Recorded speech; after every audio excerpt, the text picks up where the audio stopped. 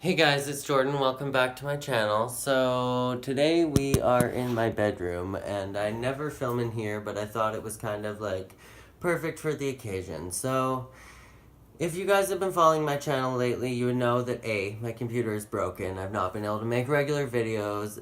B, my life has kind of significantly changed over the last month. And C, I have not been sharing as intimate of stories or kind of as intimate of details about my life and stuff as much on this channel anymore. And that's kind of because for the majority of this year, you guys have been my entire support system. I had no friends where I'm living. I had nobody to talk to. I just literally would go home, and then at the end of the or I would go to work, sorry, and at the end of the day I would go home, and that was literally my entire life. So in the last month, I've really reached out to people, I've really surrendered to the universe, I've really tried to make new friends, and that's really been returned to me. I've made some of the best friends that I could possibly ask for. I've had the best support system that I've maybe ever had in my life, and things are going amazing. That being said, I feel like it is my responsibility. No. I feel like I kind of owe it to you guys to stay real and to let you guys know what's going on in my life. And in today's video, I wanted to talk about the guy that I've had a crush on all summer long and pretty much all spring. And this is a long story about how it's given me so much anxiety and it's made me really look inside myself. And this isn't something that I was going to film for my channel because I've been talking to my friends about this and stuff. Sorry, the cat's digging through my closet. She's making weird noises.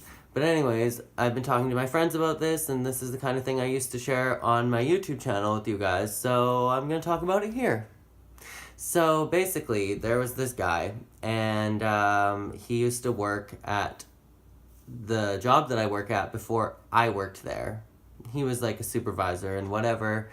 And he showed up on Grindr when I was looking on Grindr one day, and then the next day he came into my work, and somebody at work introduced me to him, and I was like, oh my god, this is literally the most embarrassing thing that could have possibly happened, because of course, I messaged the cutest boy that I've seen ever, and he doesn't answer me, and then the next day he comes into my work, and so I'm like, oh hey, and I play it cool and talk to him, and then the next day, or actually that night, I go home and I actually sent him another message on Grindr, and I was like, oh hey, so of course the one boy that I message on Grindr actually ends up coming into my work the next day, and so I was like, this is super awkward. And then he doesn't answer again, but continues to come into my work, so I was like, now I feel so stupid, not only because I reached out to this guy, but also because he continuously comes into my work afterwards, and so I was like, this is a sister embarrassing. And so months go by. I eventually am like, maybe I should add him on Facebook. And so we become Facebook friends. He starts liking my statuses and whatever, and I'm like, okay, maybe I should ask him to hang out. So I ask him to hang out. No response. Okay. And over these couple months, I realized we have so many friends in common, and one of my friends is his best friend, and a couple of my friends are really good friends with him, and everybody's like, yeah, you should go for it. He's really, really nice. He's so sweet. He likes all of these different things. And then the one conversation we did have is he made it his profile on Grindr being like, hey, if anybody knows what this means, and then he listed his personality type from the Myers-Briggs, I think, personality scales, and then I was like, oh hey, I know what that is. We actually have the exact same personality type. And I was like, that's weird. And then I found out his birthday is a day after mine, and so we are actually the same horoscope, same zodiac sign as well. So I was like, that's weird. The universe must have sent this guy to be my friend. But no, he didn't want to be my friend. So I was like, okay, that's fine. But yeah, the last time that I asked him to hang out, I got literally the douchiest rejection that I've ever got in my entire life. And I should have known. This guy started coming to my work, and I was getting sister panic attacks because I was asking asked him to hang out like twice online. And he was so nice to me and would literally compliment me. He's like, oh, congratulations on getting partner of the quarter. And he was just really, really sweet and charming and nice in person. So I thought, of course, this guy would want to hang out. Why not? He's really nice and friendly in person. He asked me questions at work. Why wouldn't he want to hang out? And so, anyways, the last time I talked to him, he's like, yo. I do not have the time for this. I can't hang out. And as Drake said, no new friends. And I was like, that's a shitty motto. Like, low-key, I was just straight up, that's a shitty motto. And that was the end of the conversation. But I was like, that is the douchiest thing that anybody's ever said to me. Then comes the next day. I go on Grindr to go check my messages and whatever, and I realized that our conversation was gone. Or so I thought. I was like, okay, that's whatever, he blocked me. It's fine. But then I looked and I was like, no, he just changed his picture. And then I checked on his picture and I was like, wait a minute. This is a shirtless selfie taken the last time that I saw him at work in my work bathroom. He's literally still wearing his backpack and everything. And he just like, snap, takes the shirtless selfie in the bathroom. And so I was like, okay, I wasn't going to ever talk to this guy again. I was just going to let it die. But then I was like, no, I have to call him out on this and be a little bit sister psycho. And so I clicked on this conversation and I was like, just so you know, like, that was the douchiest rejection that I've ever gotten my entire life, the quoting of the Drake lyrics. And then, and I was like, but on a completely real note, that shirtless selfie that you took was definitely taken in my work bathroom. And there's like a diaper changing table in the back. So I'm like dying. And I was like, okay, I've been having like panic attacks over this. Every time I see him, I've been so anxious. I was like, you know what? I thought maybe this could just be like a fun summer fling, or we could be friends or hook up or something. I don't know. Didn't really care. I just thought that he was cute. But the only reason why this was like something kind of important to me is because I've never really had a crush on a gay guy. I've only ever had crushes on straight guys in my life. And then not only did I have a crush on him and think he was cute, but all of my friends were like, yeah, you should go for it.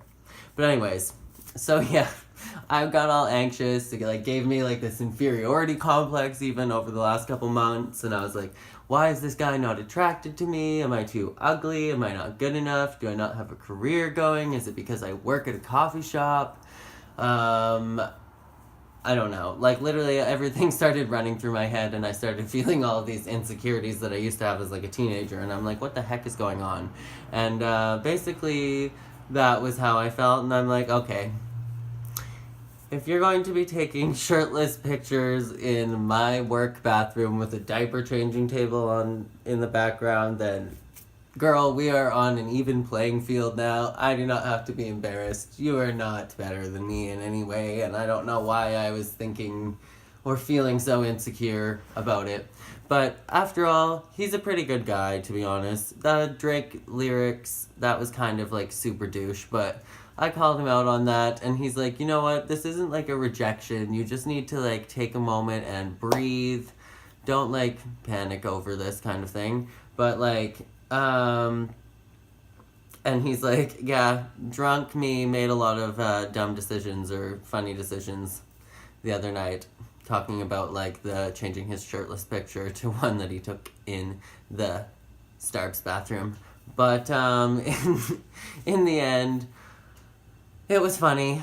I hope the next time I see him that I will be able to sister breathe and not have a panic attack about it, and that it's just going to be fine because this is whatever. We are just mutual acquaintances. It's nothing special. Doesn't need to be anything important or anything that makes me anxious or nervous, and at least it gave me a good laugh, and we know we are now on the same playing field.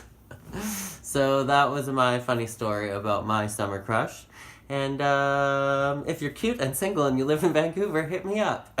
Just kidding. But slightly kidding, slightly serious. Don't really know. Anyways, that's the end of this video and this story time. I hope that this was a story time that was close enough to my heart and something that was made you feel closer to me that we could share together, because I know that most of my content lately has just been like vlogs and dance videos. But yeah, that is it for this video. I hope that you have the balls to, or the vagina power to pussy power? I don't know. What do you want to call it?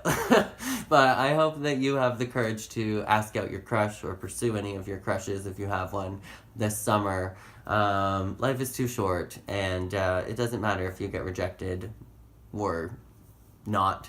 If you get rejected, whatever, you move on. If they're interested, then that's super cool.